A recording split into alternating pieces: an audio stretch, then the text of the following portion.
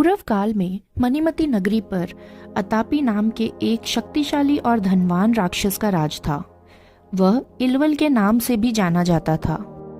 अतापी महर्षि शुक्राचार्य का शिष्य था और मृत संजीवनी विद्या का ज्ञाता भी था, जिसका अर्थ यह है कि उसके अंदर मरे हुए लोगों को जिंदा करने का ज्ञान था।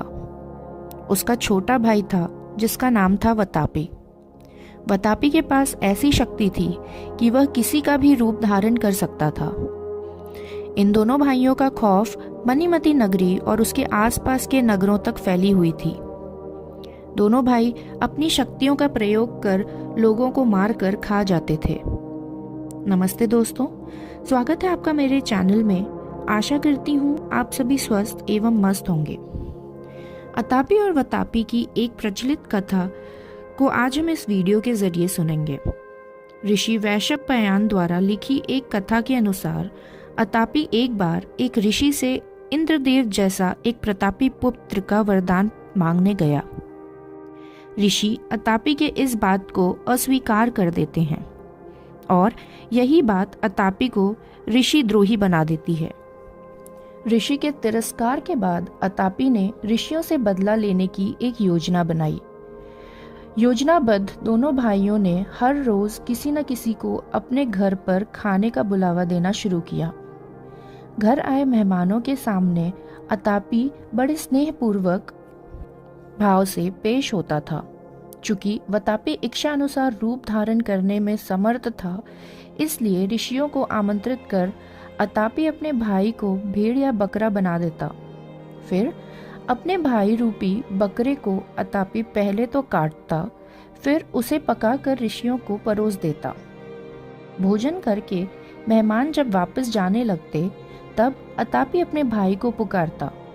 भाई की पुकार सुनकर वतापी ऋषियों के पेट फाड़ स्वशरीर बाहर आ जाता, जिससे उन ऋषियों की मृत्यु हो जाती। ऐसे करामात करने में दोनों भाइयों को बहुत ही मजा आता। वह आए दिन नए नए लोगों को बुलाता और उनके साथ इसी प्रकार से बर्ताव करता और अनेकों जन मर जाते। अनेकों ऋषियों और मनुष्यों को दोनों भाइयों ने मिलकर मार डाला। दोनों मिलकर इन मृत लोगों के शरीर को खा जाते। कुछ समय बाद ऋषियों ने दोनों भाइयों से परेशान हो अगस्त्य ऋषि के आश्रम जाने का फैसला किया। ऋषियों की बातें सुन महर्षि अगस्त्य अतापी के यहाँ भोजन पर जाने की योजना बनाते हैं। अतापी ने उनके साथ भी वही सब किया। अपने भाई को बकरा बनाकर पकाया और अगस्त्य मुनि के साथ आए सभी अतिथियों को भी वही मांस परोस दिया। अब सारी बातें जानते हुए भी अगस्त्य मुनि वह भोजन खा गए और जब वह वहां से जाने लगे तो अतापी ने अपने भाई को पुकारा।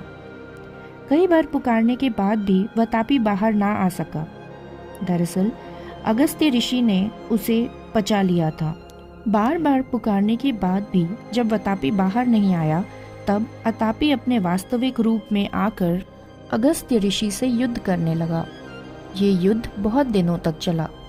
राक्षस बहुत ही बलवान था, मगर ऋषि के ध्यान के आगे उसका बस नहीं चल रहा था। अंत में अतापी ने हार मान लिया और ऋषि से क्षमा याचना करने लगा। अपने चरणों में पड़े अतापी पर ऋषि का मन पसीज गया और उन्होंने वतापी को जीवन दान देने का फैसला किया, मगर एक शर्त पर कि वह अब कभी भी किसी जनमानस को नहीं सताएगा। फिर राजा अतापी ने अगस्त्य मुनि और बाकी जन मानवों को अपार धन दौलत देकर विदा किया और अतापी वतापी दोनों भाइयों को अभय दान भी मिला। इस कथा के कई रूप हमारे ग्रंथों में मिलते हैं। जैसे वाल्मीकि रामायण के मुताबिक ऋषि अगस्त्य ने अपनी दिव्य दृष्टि से वतापी को भस्म कर दिया था, मगर फिर जैसे ही अतापी ने अपने भाई के लिए क्षमा याचना मांगी तो उन्होंने उसे पुनः जीवन दान दे दिया। तो इस प्रकार अतापी वतापी का ऋषि संहार रुक गया और जनमानसों को उनके प्रकोप से छुटकारा भी मिला। आशा करती हूँ आज की हमारी ये कहानी आपको पसंद आई होगी। अगर आप मेरे चैनल पे नए हैं तो प्लीज़ इसे सब्सक्राइब करें और वीडियो पसंद आया हो तो लाइक और शेयर ज़रूर करें। हम फिर जल्द ही वापस आएंगे, तब तक के लिए नमस्कार।